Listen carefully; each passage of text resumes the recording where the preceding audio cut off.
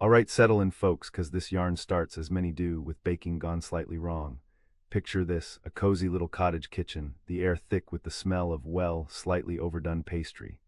Our story kicks off with a woman, a dab hand at baking usually, but today the oven was feeling particularly mischievous. 5 pies she made, golden and plump, or so she hoped. But nope, they came out looking more like delicious, edible rocks, hard crusts, the kind that might challenge your dentist. What's a bake? So the mother, bless her practical heart, turns to her daughter. Darter, she says in that way mothers do, pop these pies on the shelf, give 'em a bit, they'll come again. Now, she meant the crusts would soften up, get less, break your teeth hard.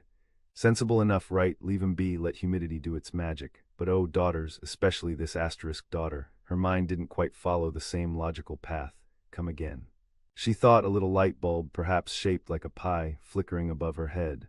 And what was this catchy little number? My darter ha ate 5 pies today. My darter ha ate 5 pies today. Over and over. Imagine the neighbors overhearing that asterisk. Talk about airing your dirty laundry, or in this case, your daughter's gluttony. She spun and sang, broadcasting the great pie incident to anyone within earshot. Just then who should be strolling down the lane but the king himself, maybe out for an evening constitutional, maybe checking on his sub. The king couldn't quite make out the words over the whirring of the spinning wheel. Pies, spies, flies, intrigued, he ambles closer. My good woman, he calls out, polite but commanding, a charming tune, what is it you're singing? Now the mother freezes, singing about her daughter's pie binge to the asterisk king. Mortifying, social disaster. Thinking faster than her daughter ate those pies, she switches tracks instantly. A quick mental edit, a change of lyrics, and voila. A much more impressive. With a suddenly sweet smile hiding her embarrassment, she changes her tune, literally. Oh, your majesty, she says, perhaps with a little bob curtsy from her stool. Then she sings, loud and clear this time.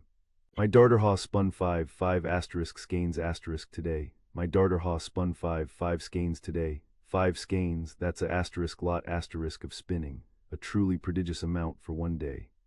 She beams, hoping the king is impressed and doesn't notice the distinct lack of actual spun flax anywhere nearby. It's a stars o' mine, exclaims the king, genuinely gobsmacked. 5 skeins in a day, I've never heard the like, that's incredible skill. He strokes his beard, mind racing. A woman who can produce textiles at that rate.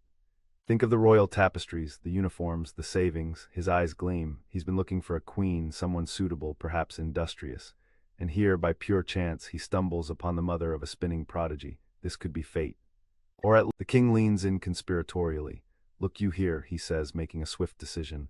I need a wife, I'll marry your daughter. The mother's jaw drops, marry the king, her pie-eating, non-spinning daughter. This is unexpected. But the king adds, holding up a finger, there's a condition. 11 months of the year she gets everything. Food, gowns, parties, the works, absolute luxury. Sounds good so far, right? But here comes the catch, and it's a big one, spun from that little white asterisk. But asterisk, the king continues, his tone serious now. The last month of the year, she proves her worth. She spins 5 skeins every single day, no excuses, and if she fails even once. He pauses for dramatic effect, maybe drawing a finger across his throat. I shall kill her. Gulp, high stakes indeed, from pies to potential execution. The mother, however, is dazzled by the marry the king part. The 11 months of luck. All right, chirps the mother, perhaps a little too quickly. A royal wedding, think of the prestige. As for that silly spinning business, it's a whole asterisk year asterisk away. Anything could happen, the king might forget. He might change his mind, they could figure something out. Cross that bridge when they come to it, preferably in a royal carriage. So, deal done. The king beams, the mother beams mostly, and somewhere inside, the daughter is probably still digesting pie, blissfully unaware she's just been betrothed under extremely hazardous false pretense. And just like that, they were married, a grand affair, no doubt. Bells ringing, crowds cheering, probably a magnificent cake, which the bride hopefully didn't eat all by herself this time. For 11 glorious months, life was sweet. The daughter, now a queen, had it all. Silks and satins, banquets and balls, jewels and jesters. Anything her heart desired was hers. She likely forgot all about pies, spinning, and the teeny-tiny, potentially lethal condition attached to her marriage. But time, that relentless party pooper, kept ticking.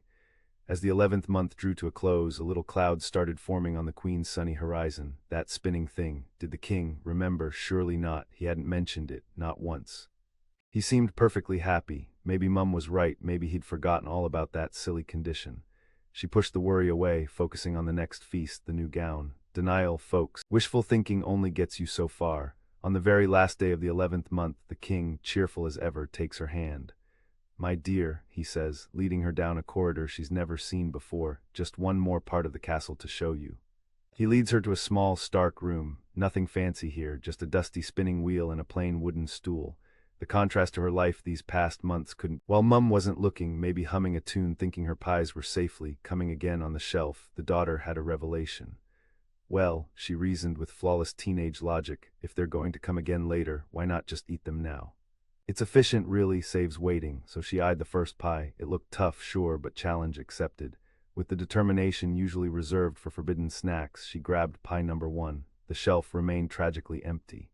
The great pie heist had begun, orchestrated by— Now, my love, the king says, his voice suddenly losing its usual warmth. Tomorrow, you start, you'll be shut in here with food and flax. He points to the spinning wheel. 5 skeins by nightfall, every day for the next month.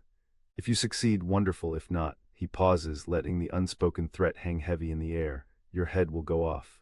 And with that cheerful reminder, he turns and leaves, the sound of the key locking the door alone, locked in, faced with a pile of flax and a spinning wheel that looked like an instrument of torture. The poor queen just crumpled. She'd always been, let's be honest, a bit useless. A gatless girl, as they say. Never learned to spin, never needed to. Pies, yes, skeins, not so much. The sheer impossibility of the task crashed down on her. 5 skeins, she couldn't spin 5 threads. She sank onto the stool and did the only thing she could think of. She cried, proper, shoulder-shaking, hopeless. Suddenly, amidst the sobbing, a noise, tap tap tapping, low down on the door, not the king surely. Hesitantly, the queen lifts her tear-streaked face. She wipes her eyes and listens. Tap tap tap, it's quiet, persistent. Curious now and frankly willing to try anything, she gets up and cautiously approaches the door. Who or what could possibly be knocking down there? Maybe a mouse, a very determined beetle. And what does she see? Not a mouse, not a beetle, but a thing. A small, black, slightly wizened thing with sharp little eyes and most notably a long, twitching tail. It looked up at her, head cocked, surprisingly unfazed by her royal presence or her blubbering state. What's all this crying about then? It chirped, its voice surprisingly high and reedy. Well, this was unexpected. An odd little creature offering, well, asking questions anyway, not exactly rescue. The queen, startled and still miserable, snaps back, what's it to you? A bit rude, perhaps, but understandable given the circumstances. The little creature just grinned, showing pointy teeth. Never you mind that, it said, its tail giving an extra flick. Just tell me why you're watering the flagstones. The queen hesitated. It won't do me any good, she mumbled, feeling hopeless again. You don't know that, the creature replied slyly, its tail twirling like a curious black whip. It had a— Well, she sighed, deciding spilling her guts to a weird little imp couldn't make things worse. It won't do no harm, I suppose. And so, the whole sorry tale tumbled out. The pies, oh, the pies. The mother's desperate lie, the king's impossible demand, the locked room, the terrifying deadline, her complete inability to spin. Everything. The little black thing listened intently, its head cocked, its tail occasionally twitching, a thoughtful, perhaps calculating, look in its beady eyes. When she'd finished her woeful story, the imp tapped its chin. Right, it said, here's the deal, I can help. The queen's eyes widened. Help how? I'll come to your window each morning, the creature explained. You give me the flax. I'll bring it back spun into 5 perfect skeins by nightfall. This sounded too good to be true, a miracle, but what's your price? The queen asked cautiously. Everyone knows magical help comes at a cost. The imp looked away, then glanced back out of the corner of its eye, a sly glint appearing. My pay, it echoed, simple. Every night when I bring the skeins, you get 3 guesses to guess my name, just 3. If you haven't guessed it right before the month is up, its grin widened, sharp teeth showing. Then you shall be mine. Oh dear, that's a heck of a price. Her life and freedom balanced against a name. Oh, the queen thought frantically. A month, surely she could guess a name in a month. How many weird names could there be for a little black imp? It seemed risky, but death by beheading felt considerably riskier, and much more certain. All right, she said, taking a deep breath. I agree. The little creature cackled, a dry, rustling sound. All right, it echoed, and its tail began to twirl furiously, almost a blur. The bargain was struck. Next morning, true to his word, the king brought her food and a daunting pile of flax. Right then, he said briskly, dumping the flax near the wheel. 5 skeins by tonight, remember, or else. He didn't even wait for a reply, just slammed the door shut and locked it firmly. The queen was alone again, but this time with a sliver of terrifying hope. She looked at the flax, then towards the small window. One pie vanished, then another. You know how it is once you start, especially when you're not supposed to. Maybe the first crust asterisk was a bit tough, but the filling was likely delicious. And practice makes perfect, even when perfect means perfectly capable of demolishing 5 rock-hard pies. She probably sat there, maybe hid behind a barrel, crumbs gathering on her dress, systematically working her way through the entire batch. First and last, top to bottom, dishes scraped clean, not a crumb left to tell the tale. She didn't have to wait long. A faint scratching sound came from the window. She dragged the stool over, climbed up, and unlatched it. And there, perched neatly on the narrow stone ledge, was the little black imp, grinning expectantly. "Flax?" it asked, holding out its tiny hands. Wordlessly, the queen handed over the bundle of raw fibers. The imp tucked it under its arm, gave a little salute with one pointy finger, and vanished. The day crawled by. The queen paced, worried, tried to think of names. Was it simple? Was it complicated? Was it something utterly bizarre? As evening shadows lengthened, another scratch came at the window. Heart pounding, she climbed the stool again. There he was, and draped over his arm were 5 perfectly spun, beautiful skeins of flax. Relief washed over her, immense and immediate. He'd done it, but relief quickly turned to anxiety. "Here you go," the imp said, handing over the skeins. They felt smooth and fine. "Now, what's my name?" He leaned forward slightly, eyes gleaming. The queen's mind raced. "Okay, first guesses, keep it simple." Is it Bill?" she ventured. The imp shook its head. "Knew that ain't," and twirled its tail slowly. "Right, is it End?" She tried again. "Knew that ain't," it repeated, the tail picking up speed slightly. "One guess left for tonight." Mark knew.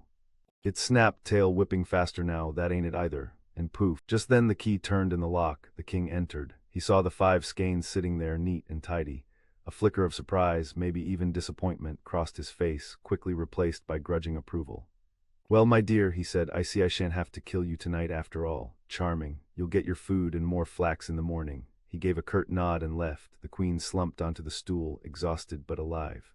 One day down, a whole month to go. And so it went. Every morning the flax arrived. Every morning the imp appeared at the window to collect it. Every evening he returned with 5 perfect skeins. And every evening the queen offered 3 names. Was it Bob, Sam, Joe, Hubert?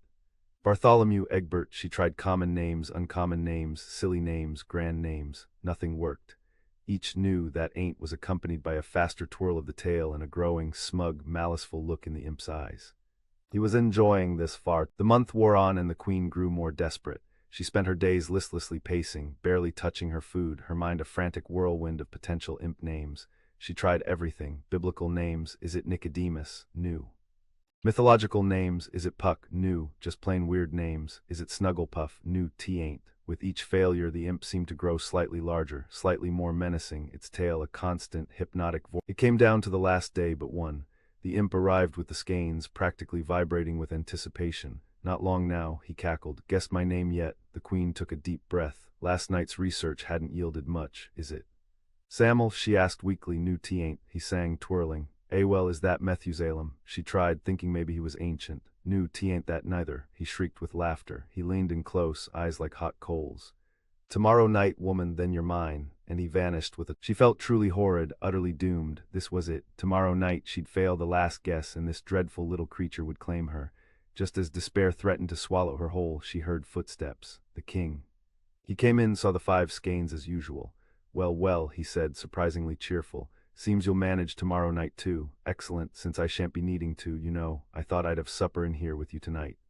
Extra stool, plates, the works. A cozy supper in the doom room." So there they sat, king and queen, having a rather surreal supper next to a spinning wheel under the shadow of impending doom, for her anyway. The king tucked in heartily. After a few mouthfuls he suddenly stopped, a strange look on his face, and then he burst out laughing. Not a polite chuckle, but a proper belly laugh. The queen stared at him. What on earth could be funny right now? Was he laughing at her impending fate? That seemed unnecessarily cruel, even. "What is it?" the queen asked nervously. "Oh, just something amusing that happened today," the king chuckled, wiping his eyes. "I was out hunting, see, got lost, ended up in a part of the woods I'd never visited. Deep in the forest near an old, abandoned chalk pit." He took another bite of chicken, still grinning. The queen waited, intrigued despite her misery. A story was better than silence, at least. What could come? Supper time. The aroma of stew fills the air, but something's missing. Dessert. The mother, wiping her hands on her apron, calls out cheerfully, "Darter, go fetch one of them pies. I reckon they've come again by now." She pictured a nicely softened crust ready to yield. Blissfully unaware of the earlier pastry massacre, she waited, perhaps already imagining that first delicious bite. Oh, the dramatic irony. Little did she know the pies hadn't come again in the way she expected. They'd simply gone away entirely. "So I hear this weird noise," the king went on, leaning forward excitedly. A sort of humming, whirring, couldn't quite place it, very odd, so quiet as a mouse I tied up my horse, crept over to the edge of the pit and peered down. He paused for dramatic effect, and what do you think I saw? The queen shook her head, completely mystified. Down in that pit, the king whispered conspiratorially, was the funniest little black thing you ever. And what was this funny little thing doing? The king continued, clearly delighted by his discovery. It had its own tiny spinning wheel, and it was spinning away like fury, faster than anything I've ever seen. Whiz. And its long tail was twirling round and round like mad. He demonstrated with his fingers, still chuckling. But the best part, as it spun, it was singing a little song to itself, a very strange little. Yes, said the king, clear as a bell, it sang. He lowered his voice, trying to mimic the imp's reedy tone. Asterisk nimmy nimmy not, my name's Tom Tit Tot. Nimmy nimmy not, my name's Tom Tit Tot. He repeated it, laughing again at the memory. Tom Tit Tot, craziest name I ever heard, funniest little creature. But the queen wasn't laughing. She felt a jolt like lightning striking. Tom, Tit, Tot, could it be? It had to be. She felt like leaping up and cheering, but somehow she managed to keep a straight face. The next day felt completely different. The queen still felt the pressure, but now it was mixed with a giddy, secret excitement. When the imp came for the flax that morning, he looked extra maliceful, practically gloating. She handed it over calmly. When night fell, the familiar scratching came at the window. She opened it, schooling her features into worried resignation. In hopped the imp, landing neatly on the ledge, grinning from ear to pointy ear. His tail was practically. What's my name? The imp demanded, shoving the 5 perfect skeins at her. He didn't even wait for her to take them properly. The queen pretended to be terrified, shrinking back. Oh, is it, Solomon? She stammered, choosing a grand, important-sounding name. "Noot ain't," he crowed, hopping further into the room, practically dancing with glee. "Well, is it, Zebedee?" She tried again, looking desperate. "Noot ain't." The imp shrieked, laughing maniacally, till a black whirl. "Take your time, woman," the imp sneered, savoring the moment. "One more guess, next guess, and you're mine." He stretched out his clawed black hands towards her, his eyes burning with avarice. He took another step closer. This was his moment of triumph. The queen backed away a step or two, letting him advance. She let the silence stretch, watching his horrible glee. Then she stopped retreating. She looked him right in the eye. And a slow smile spread across her. Then she laughed, a clear, ringing laugh of pure relief and victory. She pointed her finger straight at the stunned little creature, and loud and clear, mimicking the king, mimicking the imp, she declared, "Nimmy, Nimmy not." The imp froze, its grin vanishing, its eyes wide with disbelief. "Your name," she finished triumphantly, "is Tom Tit Tot." For a split second there was silence. Then the imp let out a blood-curdling shriek of rage and frustration, a sound so piercing it rattled the window panes. And he was gone, vanished into thin air, maybe back to his chalk pit, maybe to somewhere far, far worse. Just disappeared, leaving behind only the faintest smell of soot and thwarted evil.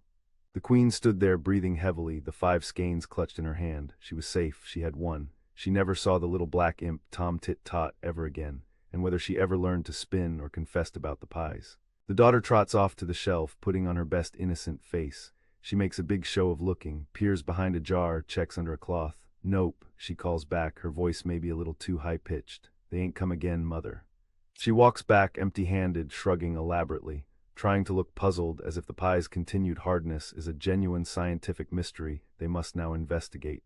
The empty dishes.